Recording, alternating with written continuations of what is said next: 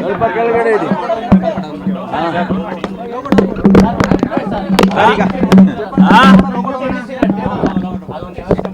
ಆಯ್ತು ಈಗ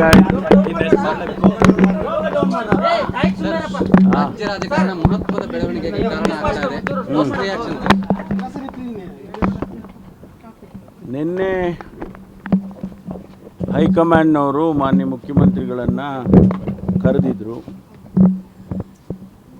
ಅವರು ಸುಮಾರು 3-4 ಗಂಟೆಗಳ ಕಾಲ ಅಲ್ಲಿ ನಮ್ಮ AICC ಕಚೇರಿ ಕೇಂದ್ರ ಕಚೇರಿಯಲ್ಲಿ ನಮ್ಮ ಹೈಕಮಾಂಡ್ನವ್ರನ್ನ ಭೇಟಿ ಮಾಡಿದರು. ಅಧ್ಯಕ್ಷರು, ಪ್ರಧಾನ ಕಾರ್ಯದರ್ಶಿಗಳು, ರಾಹುಲ್ ಗಾಂಧಿಯವರು ಅವ್ರನ್ನೆಲ್ಲರನ್ನೂ ಕೂಡ ಭೇಟಿ ಮಾಡಿದರು. ಒಳಗಡೆ ಏನು ಚರ್ಚೆ ಆಗಿದೆ ಅನ್ನೋದು ನಮಗೆ ಯಾರಿಗೂ ಕೂಡ ಗೊತ್ತಿಲ್ಲ. ಆದರೆ ತಾವು ಮಾಧ್ಯಮದಲ್ಲಿ ಅನೇಕ ಸ್ಪೆಕ್ಯುಲೇಷನ್ಸ್ಗಳನ್ನು ಕೂಡ ಮಾಡಿದ್ದೀರಿ. ಬಹುಶಃ ಇವತ್ತು ಸುರ್ಜೇವಾಲಾ ಅವರು ನಮ್ಮ ಪ್ರಧಾನ ಕಾರ್ಯದರ್ಶಿಗಳು ಬೆಂಗಳೂರಿಗೆ ಬರ್ತಾ ಇದ್ದಾರೆ. ಅವರು ಬಂದಾದ ಮೇಲೆ ಅವರು ಏನು ವಿಷಯಗಳನ್ನು ಹೇಳ್ತಾರೆ ಅದರ ಮೇಲೆ ನಮ್ಮ ತೀರ್ಮಾನಗಳು ಮತ್ತು ಎಲ್ಲರ ತೀರ್ಮಾನಗಳು ಆಗುತ್ತೆ. ಸಿದ್ದರಾಮಯ್ಯ ಅವರು ಒಪ್ಕೊಂಡಿದ್ದಾರೆ, ಸಮ್ಮತಿ ಕೊಟ್ಟಿದ್ದಾರೆ. ಈಗ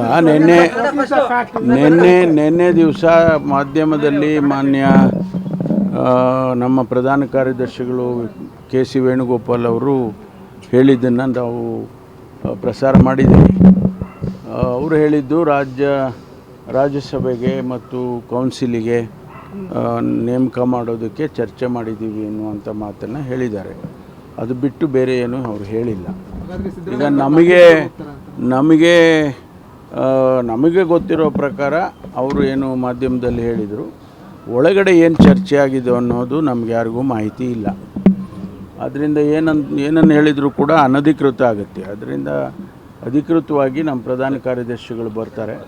ಬಂದಾದಮೇಲೆ ಅವರು ಏನು ತೀರ್ಮಾನ, ಅವರು ಏನು ಪ್ರಕಟಣೆ ಮಾಡ್ತಾರೋ ಅದನ್ನು ನಾವು ಕೂಡ ಕಾಯ್ದು ನೋಡಬೇಕು.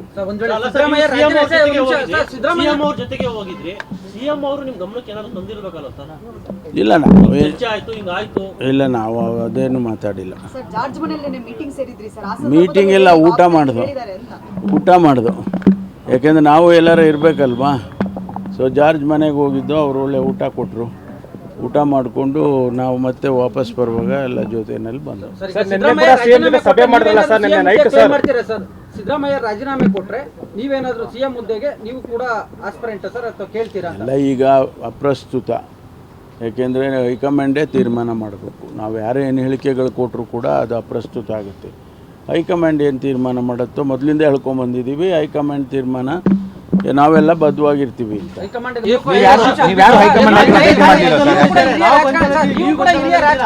ಸಿದ್ದರಾಮಯ್ಯ ಅವರು ಅಷ್ಟು ಸುಲಭವಾಗಿ ಪದತ್ಯಾಗಕ್ಕೆ ಒಪ್ಕೊಳ್ತಾರಾ?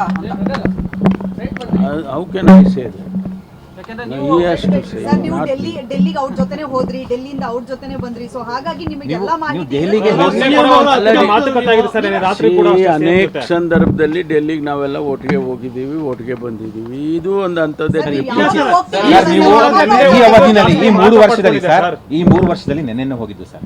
ನಿನ್ನೆ ಹೋದ್ಮೇಲೆ ಸರ್ ಹೈಕಮಾಂಡ್ ನಾಯಕರನ್ನು ಭೇಟಿ ಮಾಡಲಿಲ್ಲ, ಒಂದು ಕ್ಲಾರಿಟಿನೂ ಪಡ್ಕೊಂಡು ಬಂದಿಲ್ಲ. ನಿಮ್ಮ ಭೇಟಿಯ ಉದ್ದೇಶ ಏನಾಯ್ತು ಹಾಗಿದ್ರೆ? ಅವ್ರ ಜೊತೆನಲ್ಲಿ ಹೋಗಿದ್ವಿ, ಬಂದ್ವಿ ಸರ್. ಅಂದ್ರೆ ಸರ್ ಪ್ರತಿ ಬಾರಿ ನೀವೇನಾದ್ರೂ ಅವ್ರ ಜೊತೆ ಹೋಗಿದ್ರೆ ಈ ಅನುಮಾನ ಬರ್ತಿರ್ಲಿಲ್ಲ ಸರ್? ಹೋಗಿದ್ದೀನಲ್ಲ, ಬೇಕಾದ ಸರಿ ಹೋಗಿದ್ದೀನಿ, ಬೇಕಾದ ಸರಿ ಹೋಗಿದ್ದೀನಿ ಅವ್ರ ಜೊತೆನಲ್ಲಿ. ಗೊಂದಲ ಬಗೆಹರಿಸಬೇಕು ಹೈಕಮಾಂಡ್ ಅವರು, ಇದರ ಆಡಳಿತದ ಮೇಲೆ ಪರಿಣಾಮ ಬೀರುತ್ತೆ ಅಂತ ಹೇಳ್ತಾ ಇದ್ರಿ.